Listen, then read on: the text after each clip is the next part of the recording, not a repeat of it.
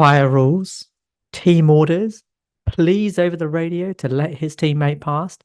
How is a driver who's 44 points ahead of his teammate and 60 odd points behind his championship rival finding it so difficult to make any headway? Lando Norris, this is about you. The question that's been asked is, should McLaren impose team orders? But I think there's a more important question. Is Lando even ready to win a championship just yet? Is he the driver he should be? Is he at the pinnacle? Is he at the level that he can take it to Max in the way that he needs to be taken? I'm going to try and break that down a little bit. But I'm going to break it down into what I think is needed to be a championship driver and what it is that Lando has at the moment. Like, what is it that's putting him in a position that he can fight for a title? What is it that's holding him back? So let's go through what's needed. So I think that the most important part of this is speed. Without speed, you're nowhere.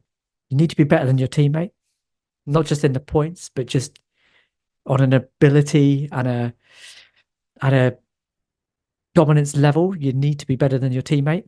You need to be able to develop the car to what you need. You need to get the team to develop it to what you need. There needs to be some impetus there.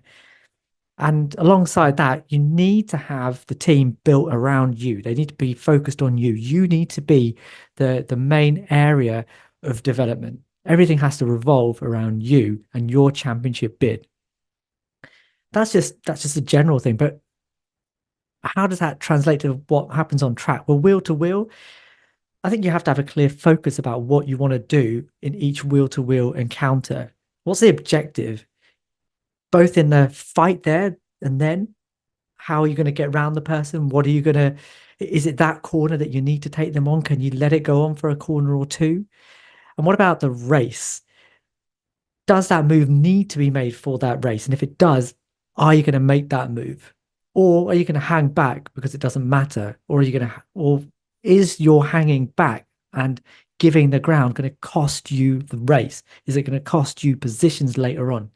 These are all the things that I think need to be going on in a driver's head. Now, I'm no driver, so this is a list of things that I've made up. But hit me up in the comments if you think there's anything else that I have missed. But let's go through those things in turn. So speed. Does Lando have the speed? Ostensibly, yes. In this car, yes, he does. That is a caveat. He's been driving McLarens that have a very similar characteristic since 2019 when he jumped in them. And they've been difficult cars to drive, but he has been able to understand what that car needs and drive to those demands. And he's developed his craft with those cars, and he's now very, very fast in them. There's no question about that. Okay.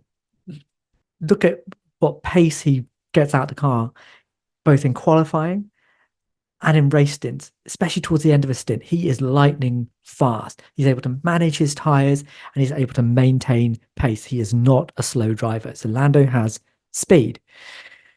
What about his teammate? Does he dominate his teammate? Well, there's a yes and no to this. On the plus side, he has shown that he is demonstrably quicker in this car against Oscar Piastri. Currently, the qualifying head-to-head in 2024 is 14-2 to Lando.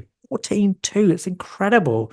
He should be absolutely dunking on his teammate. There should be no question.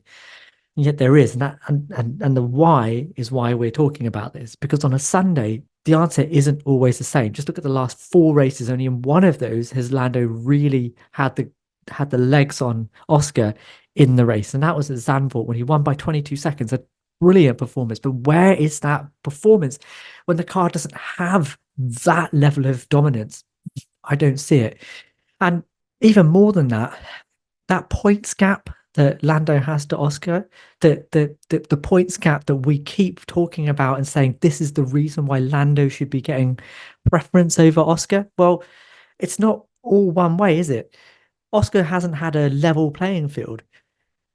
He didn't have the upgrade, the earth-shattering, life-changing upgrade that the McLaren had since Miami. He didn't have it until the race afterwards. So where Lando was able to capitalize on a safety car and the speed of his car with that upgrade, Oscar did not have that.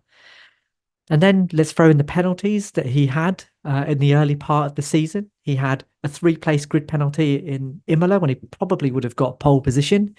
He had a track limits infringement in Austria, which was marginal at best, barely a penalty. And there he is, again, penalised on the grid. And then we've got classic, which is now becoming classic, McLaren strategy errors. Silverstone, why was he not double stacked? That absolutely cost him the race in a race where he was the quicker driver at that stage of the race. So, although Lando is quick on a Saturday, on a Sunday, he's not absolutely making the case that he is the primary McLaren driver, even if the points on the board say that he is. Okay, what about developing the car? So, my take on this is that Lando has very much adapted his style to suit the car, but it's not the other way around.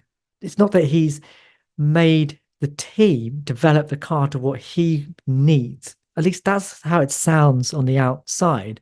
If you look back to 2021, he's comfortable with the car, but admits that it's not easy to drive. Okay, that's in 2021. In 2023, after he finishes second on the road in Hungary 2023, he says this, and I'll put the quote up. You have to drive it quite one way, but it is also a way that I don't want to drive or like to drive. I don't like to drive the car the way that I have to drive it now. I feel like it isn't to my strengths at all. Now compare that to what Max and Lewis, the two championship winners on the grid right now. Both of those drivers have been accused of having a car that's dominant, that lets them just drive off into the distance. But you have to think about why that's happened. That's happened because they have bossed the team and said, I don't like the way this car drives right now. And I don't like the characteristics. I've got a better way of doing it. Why can't we do it this way? And the car has slowly taken on their feedback and been developed in a way that both makes it faster, but also drives to their strengths. Lando isn't doing that. And that then feeds back into whether the team is built around him. On the face of it, they love him, right?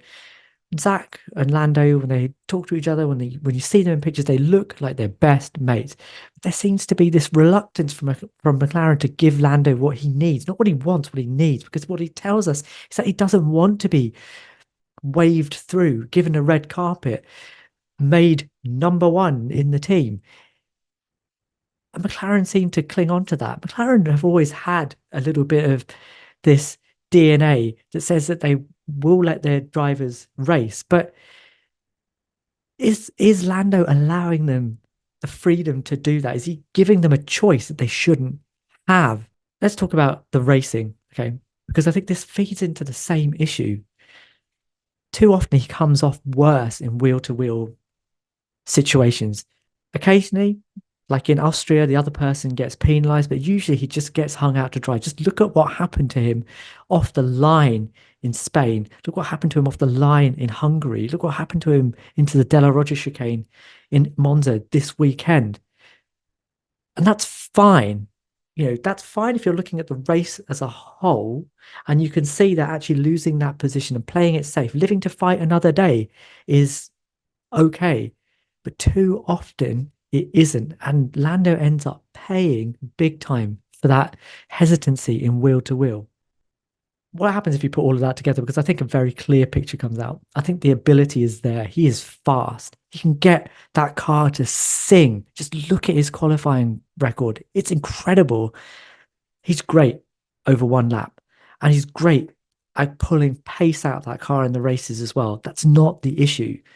The issue is all of the softer stuff, the stuff that they don't teach you, the stuff that you don't know you need as a champion until you're put in a position to have to fight for a championship. And it's in those things, that's where he's not nailing it. That's where he comes off second best. That's what all of these things show. They're not being too polite to get the team to develop the car around you, being too polite to ask for the team to put its weight behind you. The constant self-criticism, I don't mind that. I think it's okay to talk about your feelings and make it clear how you feel. But when you've done something amazing, Nico Rosberg made this point after qualifying in Monza this weekend. Why was it that Lando Norris made such a big deal about the tiny little mistake that he made in the first sector? He still got pole by loads. He beat Max Verstappen by 7/10 of a second. Why is he going on about one tiny little mistake? His interview at the beginning of the season, when he was talking about why he didn't take up the Red Bull seat, it may look like a genius move in hindsight now, but his reasons were, I don't want to go up against Max Verstappen in the same car. Now, we talked about that right at the beginning of our channel. We said it was the right move, but when you look at it now, that politeness, does it demonstrate a lack of confidence, or is it that it's a self-fulfilling prophecy? The more Lando doesn't perform in the way that he thinks he should perform, the less he performs that way. There's an inherent politeness that speaks to a good upbringing, and it appeals to the Britishness in all of us. We all have it, even if you think you're not British. You like him, he's a good guy. You want him to be good. But all this talk of team orders, papaya rules, all of that, is that obfuscating the real problem? Is Lando just too nice right now to win a title? That is the question that I ask you. So please, if you like what we're doing here, drop us a like. Please subscribe. Drop us a comment. Let me know what you think. We read every single one of the comments and we reply to as many as we possibly can.